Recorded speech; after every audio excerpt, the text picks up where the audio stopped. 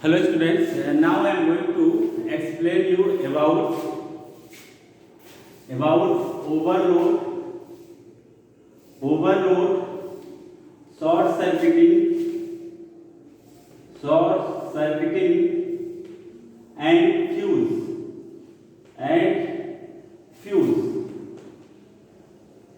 ठीक है, हम लोग इस पे बात करेंगे। इसके पहले हम लोग बात किए हैं इलेक्ट्रिक रेजिस्टेंस पे and heating effect of electric current पे।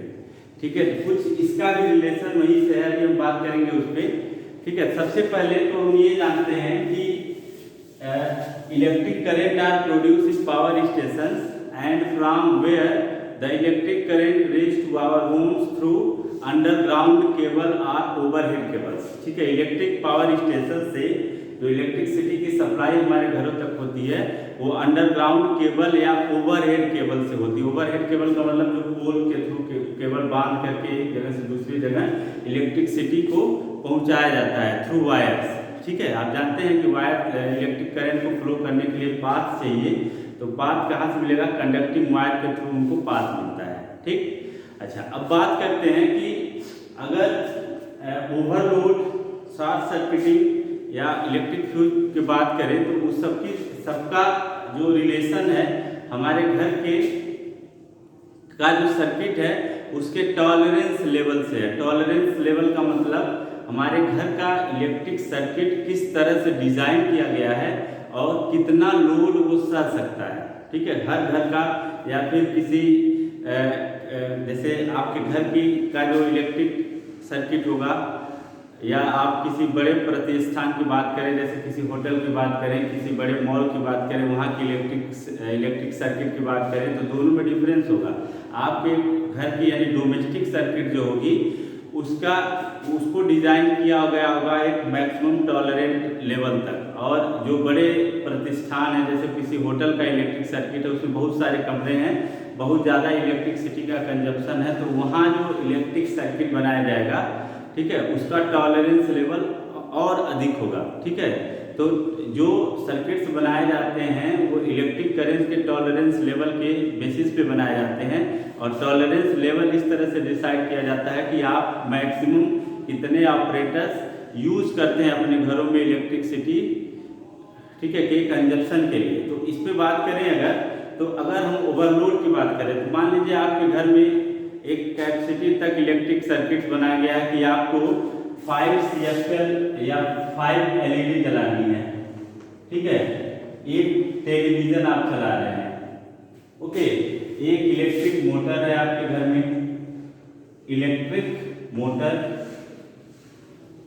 और मान लेते हैं कि इलेक्ट्रिक मोटर के साथ एक आप इलेक्ट्रिक आयरन यूज कर रहे हैं, इलेक्ट्रिक आयरन। ठीक है, आप मैक्सिमम, और अगर आप बात करें एक रेफ्रिजरेटर भी मान लेते हैं कि यूज कर रहे हैं। ठीक है, ये कुल मिला करके अगर हम देखें तो 1000 वाट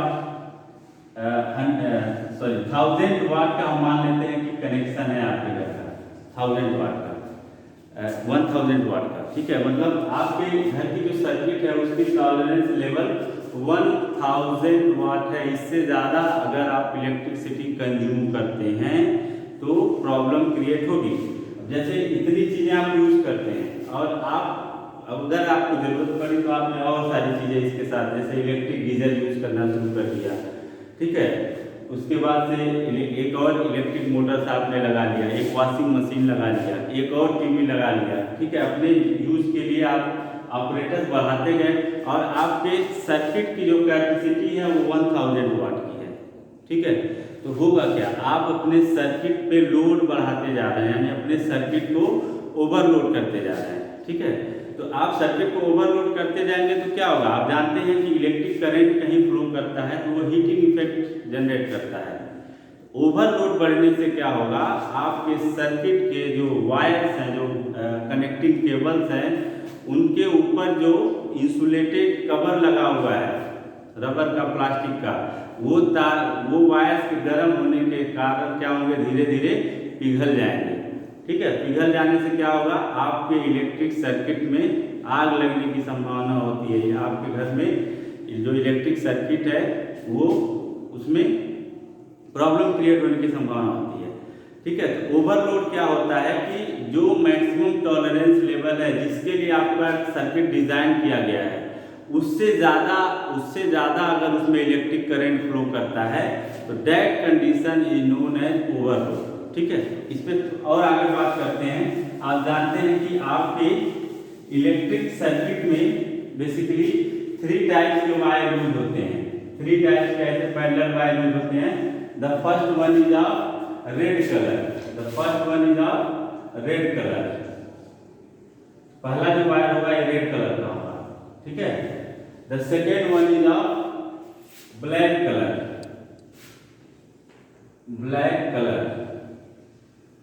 और थर्ड क्या होगा, बेसिकली ये ग्रीन होता है, ग्रीन। ठीक है, इन तीनों का अलग अलग नाम है।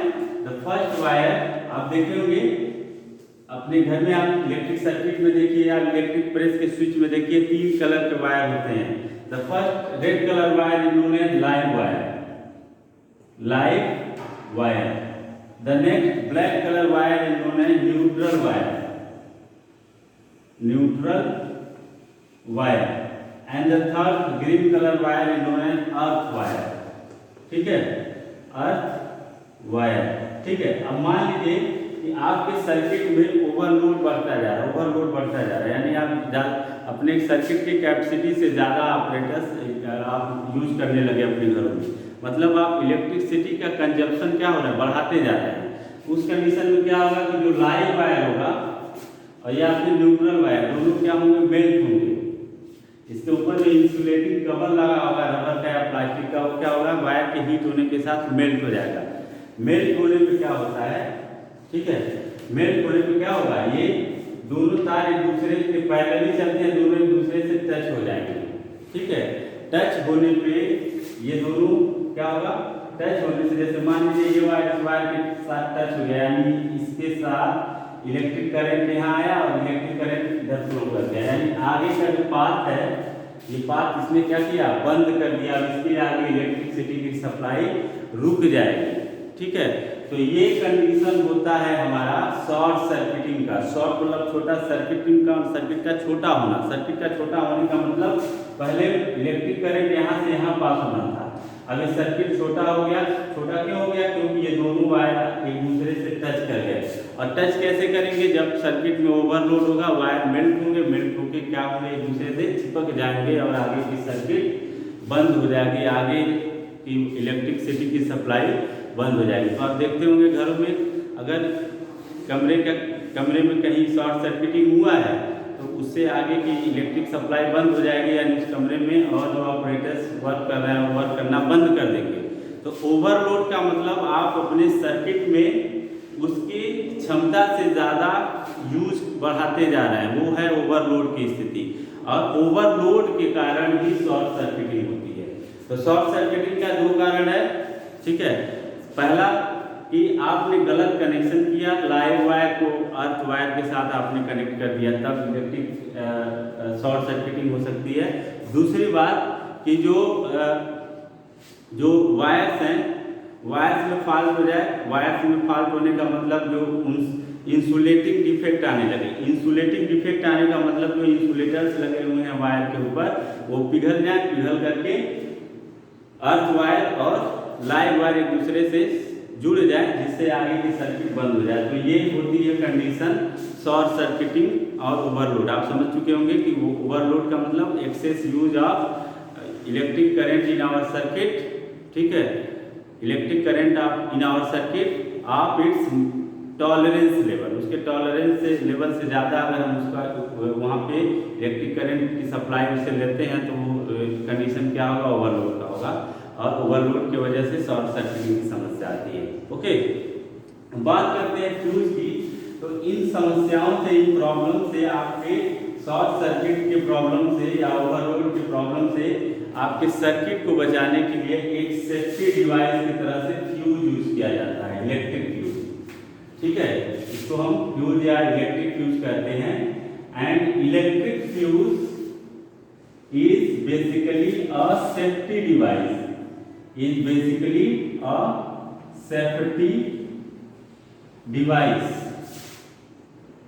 सेफ्टी डिवाइस क्यों है? आप देखोगे इलेक्ट्रिक फ्यूज आपके घर के सर्किट में यूज होता है, जहाँ पे आप लाइव वायर होता है, उसी लाइव वायर के पास में इलेक्ट्रिक फ्यूज को हम यूज कर देते हैं।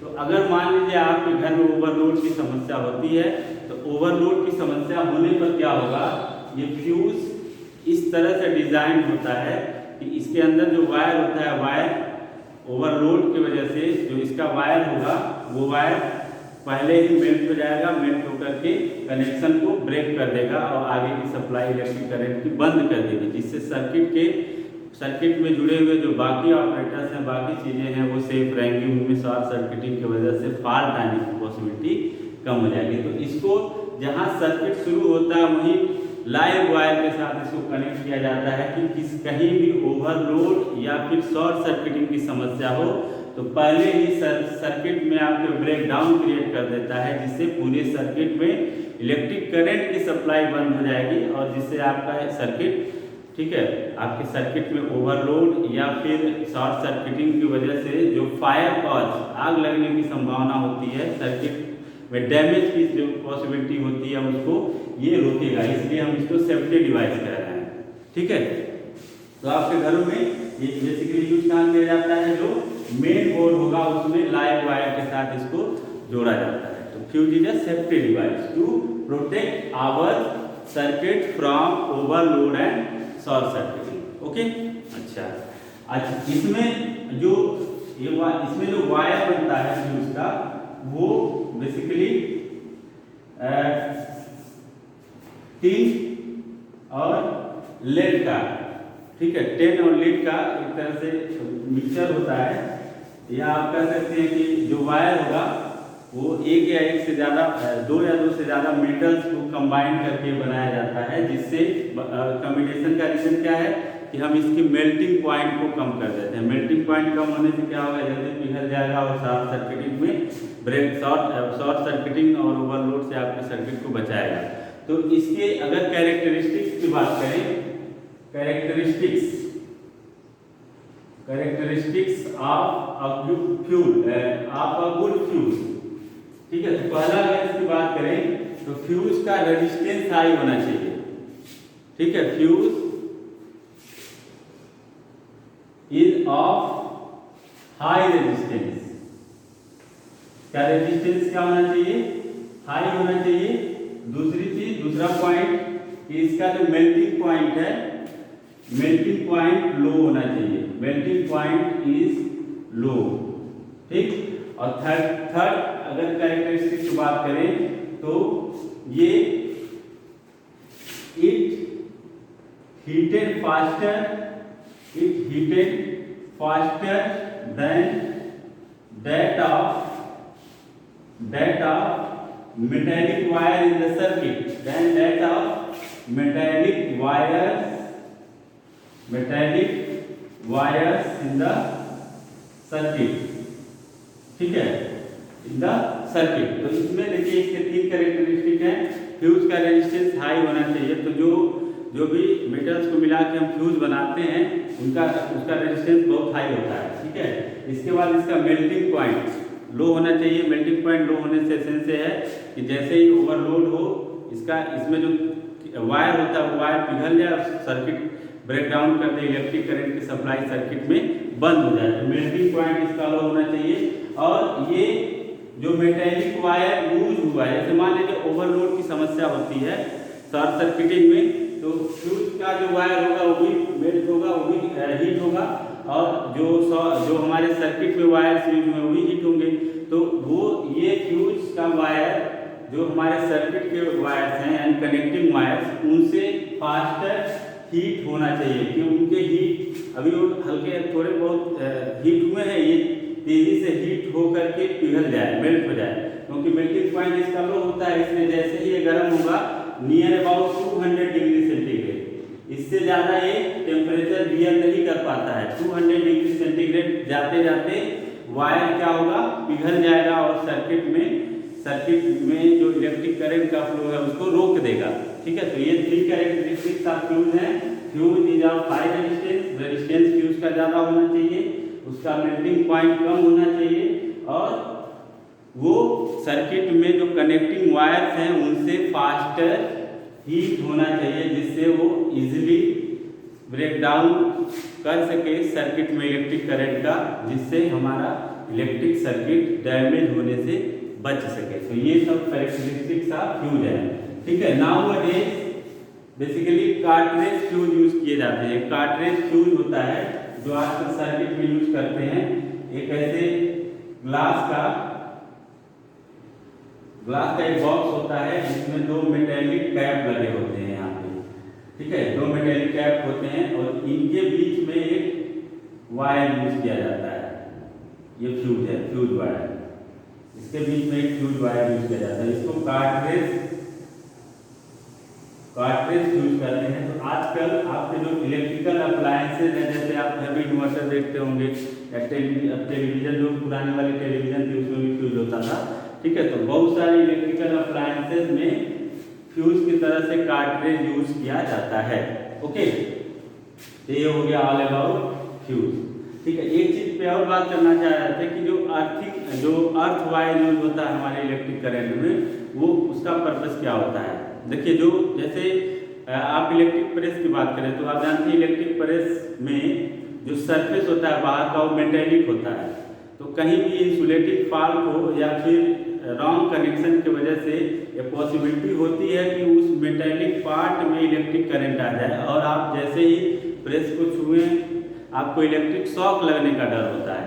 ठीक है, तो उससे आपको बचाने के लिए जो अर्थ वायर होता है, अर्थ वायर को मेटेलिक सरफेस से जोड़ देते हैं। वो आपके इलेक्ट्रिक सर्किट से होते हुए उसकी अर्थिंग करी होती है। जैसे ही किसी भी फॉल्ट की वजह से इलेक्ट्रिक करंट या फिर इलेक्ट्रॉन्स उस मेटेलिक ऑपरेटर्स के सरफेस पे आते हैं, वो उस वायर के थ्रू अर्थ में चले जाएंगे और आपको कोई भी फिजिकल डैमेज नहीं होगा इलेक्ट्रिक करंट से। इलेक्ट्रिक करंट के डैमेज से बचाने के लिए इलेक्ट्रिक फ्यूज और या फिर आपके सर्किट में जो अर्थिंग की जाती है वो सारा कुछ किया जाता है, बस आपके लिए, आपके सेफ्टी के लिए है।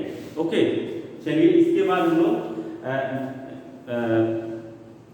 लोग बात करेंगे magnetic effect of electric current की।